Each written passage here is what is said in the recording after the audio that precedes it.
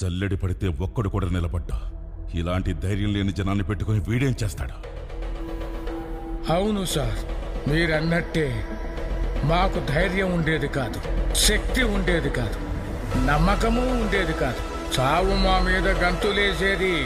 కానీ ఒకడు అడ్డం నిలబడ్డాడని వాడిని ఖాళీ ముందు తల నరికాడు కదా. ఆ రోజు చాలా సంవత్సరాల తర్వాత చావు మీద మేము గంతులేసాం. వాడు కత్తి విసిరిన వేగానికి ఒక గాలి పుట్టింది సార్. ఆ గాలి నరాతిలో ఉన్న ప్రతి ఒక్కరికి ఊపిరిచ్చింది. మీకొక సలహా ఇస్తాను, మీరు మాత్రం అతనికి అడ్డు నిలబడకండి సార్.